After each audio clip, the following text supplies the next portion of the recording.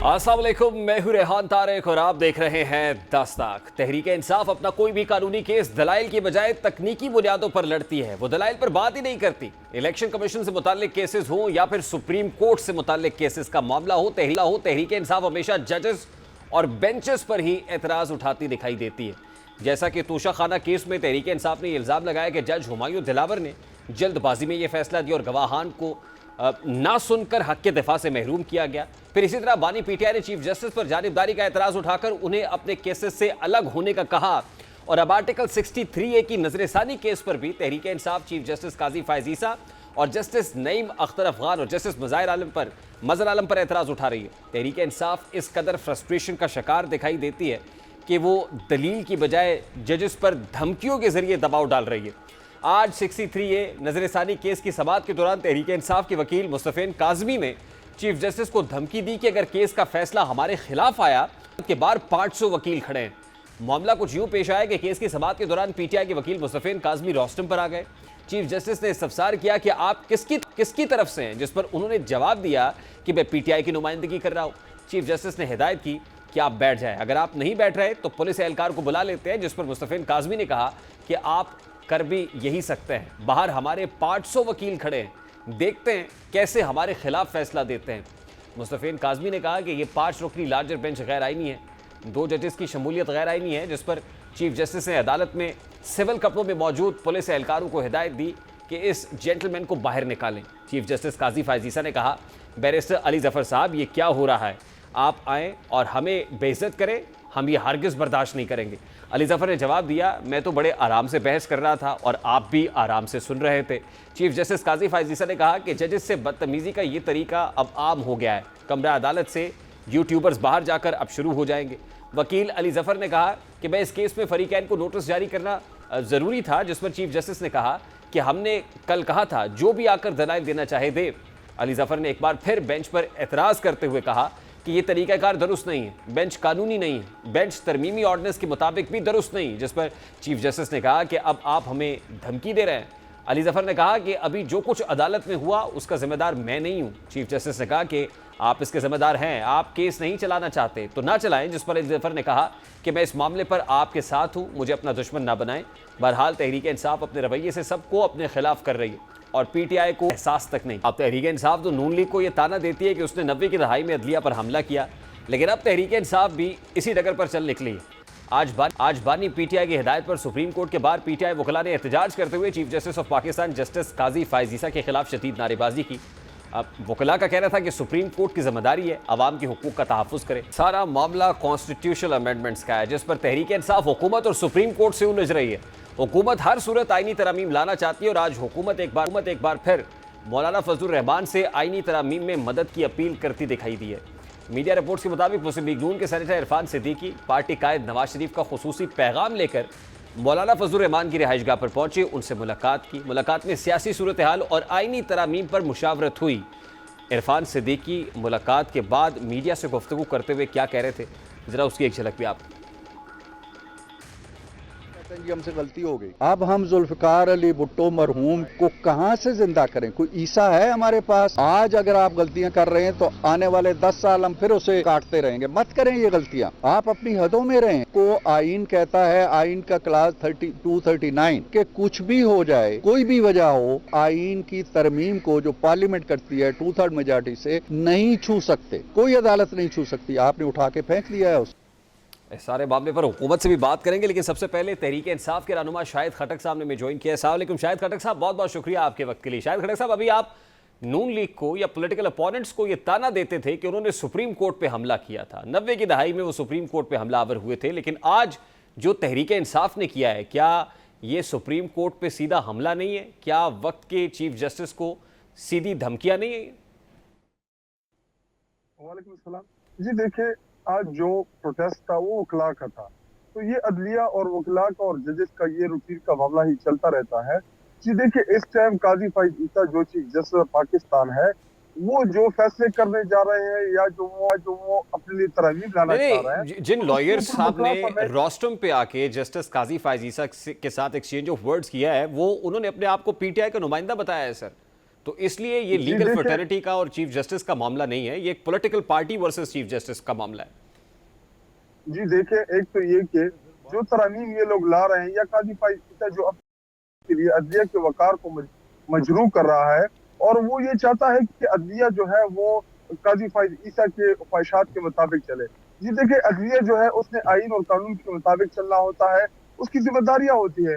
काजी फाइज ईसा जब chief justice बने थे तो अपना नोटिफिकेशन 40-45 दिन पहले ले चुके थे, और आज जब उनका रिटायरमेंट नहीं, लेकिन शायद खटक साहब देखिए यहाँ पे देखिए फैक्ट्स शुड रिमेन फैक्ट्स। देखिए, और फैक्ट्स जो है वो कभी झूठ नहीं बोलते हैं सर। प्रॉब्लम ये है कि जस्टिस काजी फायज ईसा के बतौर चीफ जस्टिस जो नोटिफिकेशन इशू हुआ था, उनको नोटिफाई किया था, वो हुकूमत ने किया था।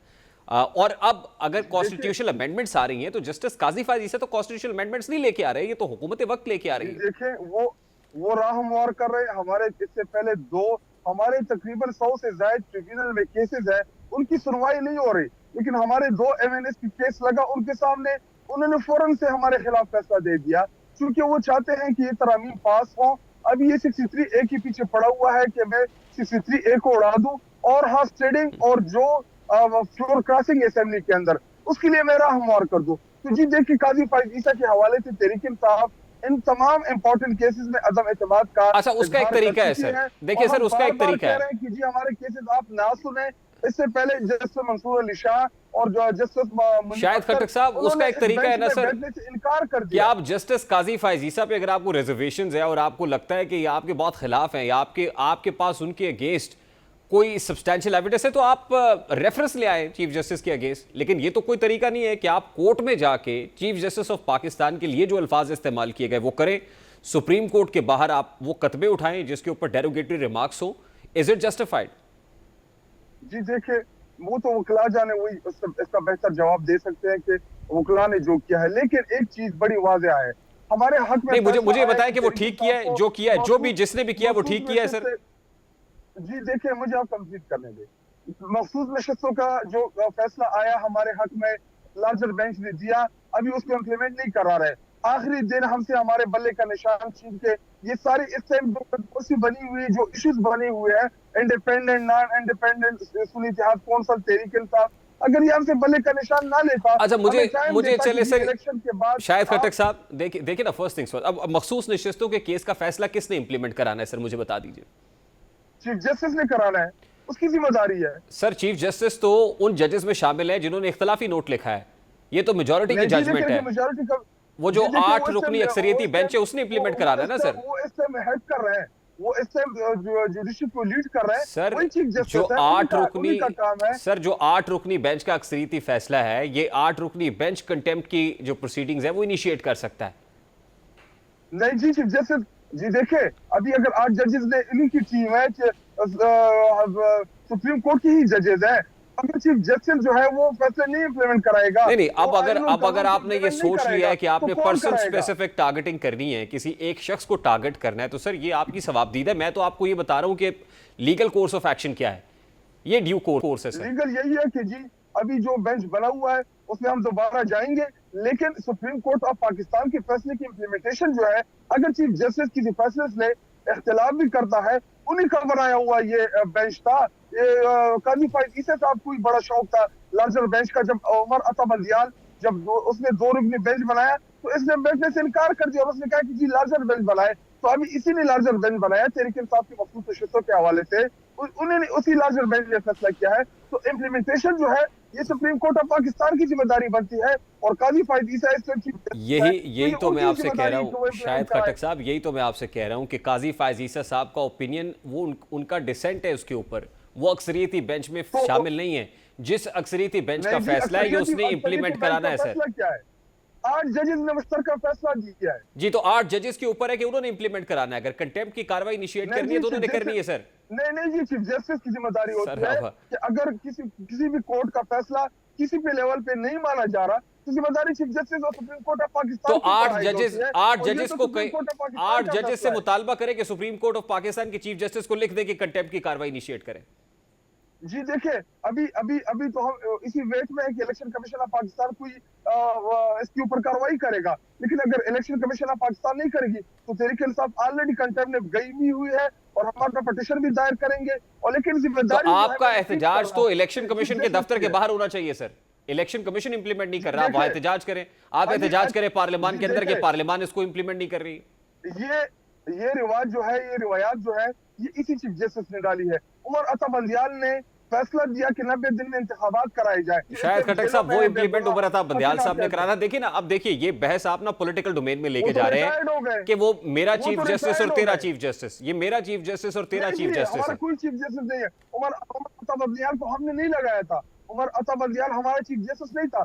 जो आईनी कॉन्स्टिट्यूशन में जो तरीकेकार वजह है जजेस के अपॉइंटमेंट के लिए और चीफ जस्टिस पाकिस्तान के लिए, तो उसी तरीकेकार से इस पर पॉइंट किया गया था। काजी फाइज ईसा साहब को देखिए, भी, उमर अता बंदियाल को शायद खटक साहब इसका एक आसान सा हल है कि आप पार्लियामेंटेरियंस बैठें और आपको अगर लगता है कि मेरा चीफ जस्टिस और तेरा चीफ जस्टिस का मामला है और ये बायसनेस है, तो इसको खत्म कर दें। आप जुडिशियल रिफॉर्म्स लेके आ जाएं, कोई कंसेंसस डॉक्यूमेंट लाएं, कानून साजी करें और आप उसको ठीक कर लें हमेशा के लिए।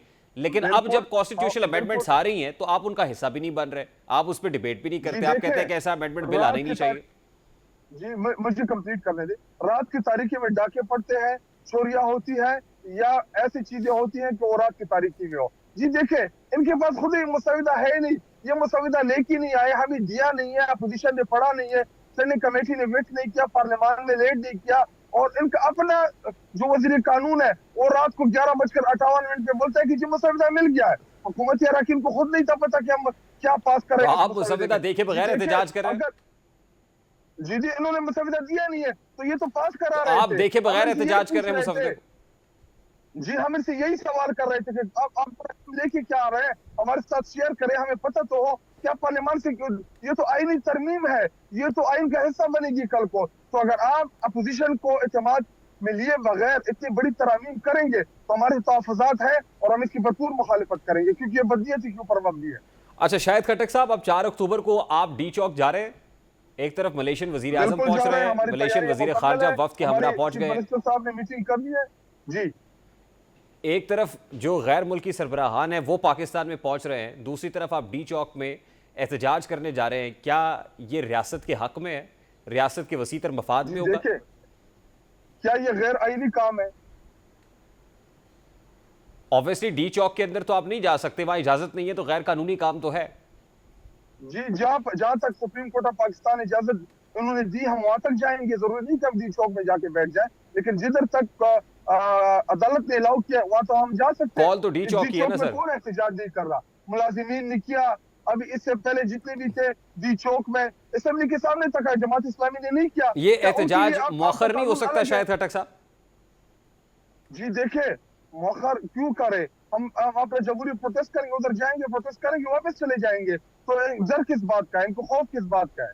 क्यों डर रहे हैं तहरीक इंसाफ के प्रोटेस्ट? वक्त बड़ा क्रूशल है ना सर। एक तो एससीओ सरबराही इजलास पाकिस्तान में हो रहा है, मलेशियन वजीर आजम अपने वफ्द के हमरा पहुंच रहे हैं। ये सारी चीज़ें रियासत के मफाद में नहीं है। अगर आप वहाँ पे धरना देंगे या एहतजाज करेंगे, प्रोटेस्ट करेंगे, लॉ एंड ऑर्डर की सिचुएशन पैदा करेंगे, तो जाहिर है कि इससे पाकिस्तान का कोई भला नहीं होगा, फ़ायदा नहीं होगा। जी देखिए, हम उनको वाम, जितने भी हमारे मेहमान आएंगे हम उनको वाम वेलकम करेंगे, हम उनकी तस्वीरें लहराएंगे, हम उनके झंडे साथ लेके जाएंगे, हम उनको भरपूर वेलकम करेंगे। जी देखिए, हमारा पॉलिटिकल एहतजाज है, हम एक पॉलिटिकल जमात है। जितने भी बाहर से ममालिक से हमारे यहाँ पे मेहमान आएंगे, इंशाल्लाह तहरीक इंसाफ उनको वाम वेलकम करेगी और इंशाल्लाह हम उनके तस्वीर साथ लेके जाएंगे। ऐसा कोई इशू नहीं होगा कि अगर हमारे मेहमान आएंगे तो हम उनके लिए कोई हलल डालेंगे, हम उनको वेलकम करेंगे इंशाल्लाह तहरीक इंसाफ।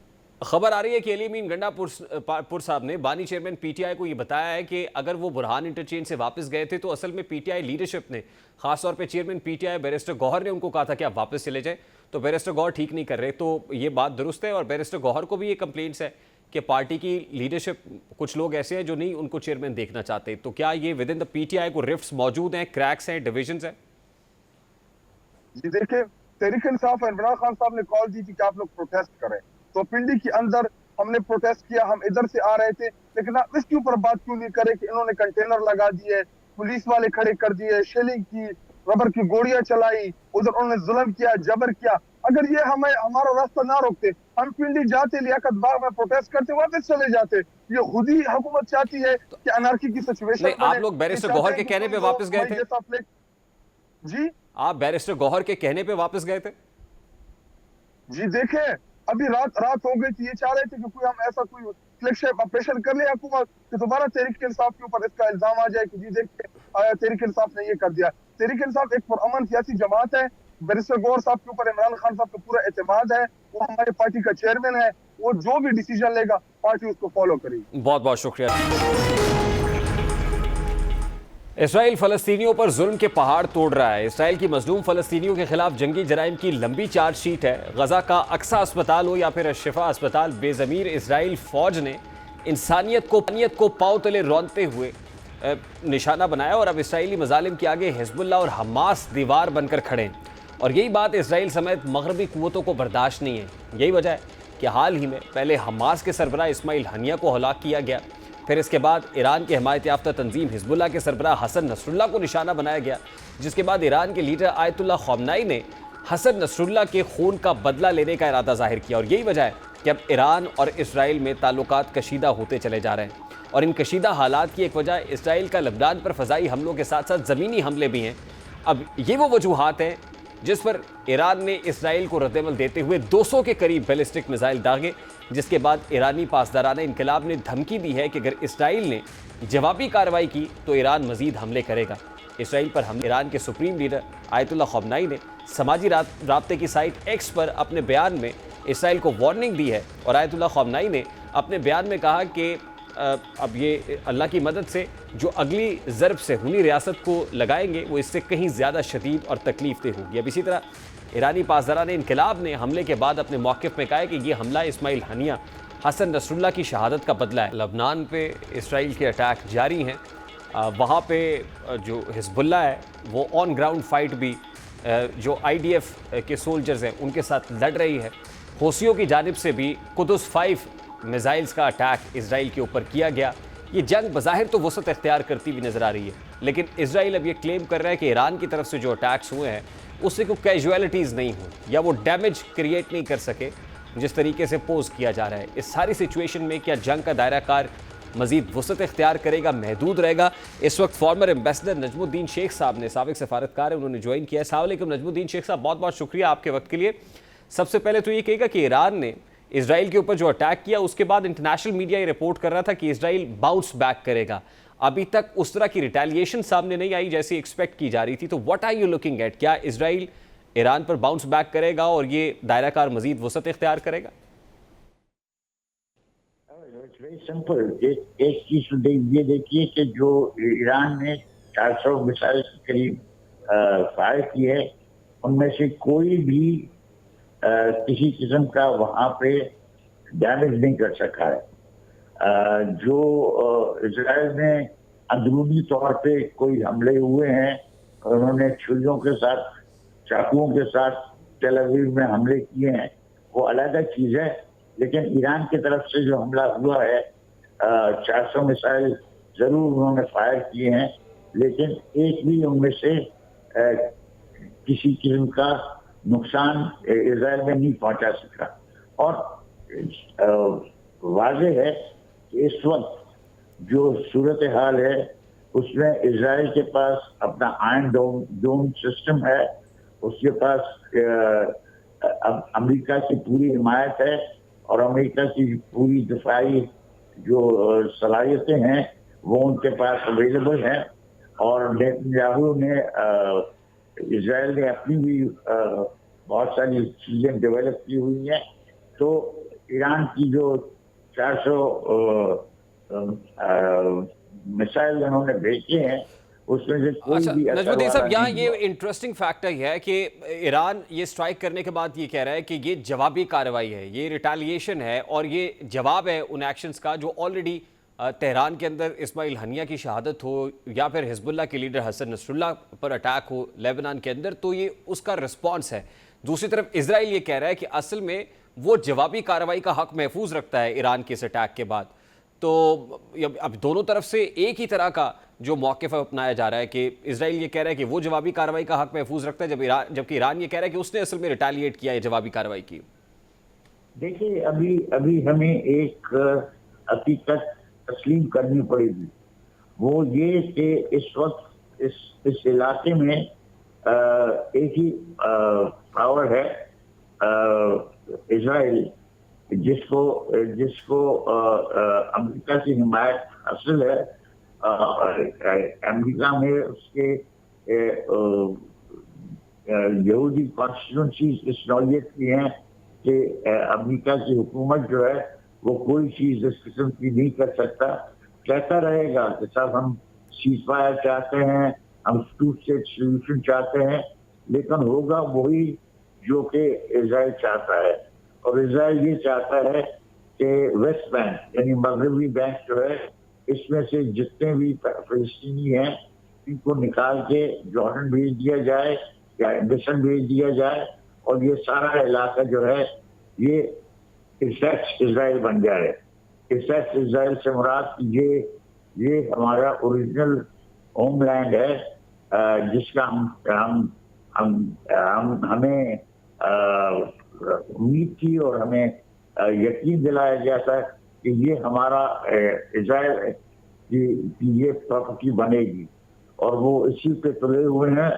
और बदकिस्मती है कि मुसलमानों में ये इस किस्म की कोई हिम्मत नहीं है कि इसको रोक सकें, क्योंकि एक इजराइल की अपनी ताकत है, दूसरा उसे अमेरिका की हिमायत। ये बड़ी इंपॉर्टेंट बात आप कर रहे हैं सर। देखिए, इजराइल तो अपने हदफ की तरफ बड़ी तेजी से पेशकदमी कर रहा है। ईरान की इन स्ट्राइक्स के बाद आपको इस जंग का दायरा कार वसी होता हुआ नजर आ रहा है या आपको लगता है नहीं ये महदूद रहेगा और इजराइल अपने टारगेट पे जो है पेशकदमी यूं ही करता रहेगा और उसको स्मूथ सेलिंग का मौका मिलता रहेगा? देखिए, जो इजराइल करना चाहेगा वो करेगा। लेबनान में वो कुछ चीजें करेगा क्योंकि वो चाहता है कि ईरान में क्या कहते हैं, लेबनान में जो हिजबुल्लाह के फोर्सेस हैं या और फोर्सेस हैं उनको वो तबाह करने की कोशिश करेगा। जहाँ तक हूती हैं यमन में, उनको भी वो तबाह करने की कोशिश करेगा। और मुझे नजर नहीं आ रहा कि हूती को तबाह नहीं कर सकते, लेकिन हूती भी इजराइल पे कोई इस किस्म का हमला नहीं कर सकते जिससे इजराइल को सचमुच नुकसान पहुंचे। ठीक है, बहुत बहुत शुक्रिया। एक तखमीने के मुताबिक पाकिस्तान में व्हाट्सएप इस्तेमाल करने वाले अफराद की तादाद 5 करोड़ 23 लाख से ज़ायद है, लेकिन व्हाट्सएप इस्तेमाल करने वालों के लिए खतरे की घंटी बज चुकी है क्योंकि व्हाट्सएप पर अब हैकिंग का एक सिलसिला शुरू हो गया है। ऐसे वाक़यात में हैकर्स ना सिर्फ सारिफीन के दोस्तों को मैसेज करके रकूम का मुतालबा करते हैं बल्कि सारिफ के दीगर अकाउंट्स तक भी एक्सेस हासिल करने की कोशिश करते हैं। चूँकि रकम के हवाले से ये मैसेजेस हमें अपने किसी दोस्त के नंबर से ही मिलते हैं तो बाज़ करीबी अजीज़ या दोस्त छानबीन के बगैर एतबार करके इस धोखे की जद में आ सकते हैं। जो स्कैमर्स हैं वो व्हाट्सएप का अकाउंट हैक करने के लिए नित नए हरबे इस्तेमाल कर रहे हैं। स्कैमर्स ऐसे जाली व्हाट्सएप अकाउंट्स बनाने की खातिर जो बिल्कुल असली दिखाई दे, इसके लिए वो मुतासरीन के करीबी रवाबित यानी ख़ानदान के अफराद और दोस्तों की चोरीशुदा प्रोफाइल पिक्चर्स का इस्तेमाल करते हैं। फिर ये जाहिर करते हैं कि वो मुतासरीन के दोस्त या ख़ानदान के अफराद हैं। इन जाली अकाउंट्स का इस्तेमाल मुतासरीन को पैगामात भेजने के लिए किया जाता है। फिर ये स्कैमर ज़ाती मालूमात या व्हाट्सएप की तस्दीक और तस्दीकी कोड्स मांगते हैं जो मुतासर के अकाउंट्स को हैक करने के लिए इस्तेमाल होते हैं। अब इन स्कैमर से कैसे महफूज रहा जा सकता है, तो इसके लिए ज़रूरी है कि व्हाट्सएप पर जो आपसे रब्ता करे उसकी शनाख्त की तस्दीक के लिए कोई दूसरा तरीका भी इस्तेमाल करे, जैसा कि उसको जवाबी फ़ोन कॉल या बराह रास्त रब्ता करके तस्दीक की जाए। वो काम के मुताबिक ज़ाती मालूमात या तस्दीकी कोड्स के किसी भी पैगाम से होशियार रहें, ख़ास तौर पर अगर दरख्वास्त गैर मुतवक्के महसूस हो रही है। ऐसे तमाम लिंक्स पर क्लिक करने से भी होशियार रहें जिसे किसी अनजान राब्ते से भेजा गया। और FIA के मुताबिक किसी भी मशकूक अकाउंट से पैगामात की इत्तला फौरी तौर पर साइबर क्राइम विंग को दी जाए। FIA के मुताबिक अकाउंट के हैक होने पर सबसे पहले इसकी रिपोर्ट करनी चाहिए, फिर कुछ घंटों के बाद अपनी सिम के ज़रिए इस ID को रिकवर भी किया जा सकता है, जबकि व्हाट्सएप के मुताबिक अपना पासवर्ड या फिर SMS सिक्योरिटी कोड किसी से भी शेयर नहीं किया जाए। यहाँ तक कि अपने घर वालों और करीबी दोस्तों से भी इसको खुफिया रखें। अपने व्हाट्सएप अकाउंट पर हमेशा जो टू स्टेप वेरिफिकेशन जो वेरिफिकेशन होती है कि आप या तो ईमेल ID पे रखें या मोबाइल फ़ोन नंबर भी उसमें शामिल कर लें। अगर आपसे किसी दोस्त या ख़ानदान के फ़र्द की जानिब से कोई मांगने का मैसेज आए तो हमेशा पहले उसे वेरीफाई कर लिया जाए। इन्हीं तरीकों से व्हाट्सएप हैकिंग से बचा जा सकता है, अपने डेटा को महफूज रखा जा सकता है और फिर जो लोग रकूम हथियाने के लिए करते हैं उनसे भी बचा जा सकता है। प्रोग्राम के वक्त अपने इख्तिताम को पहुंचे, आपसे मुलाकात होगी इंशाल्लाह कल। अपना रखिए ख्याल। अल्लाह हाफ़िज़।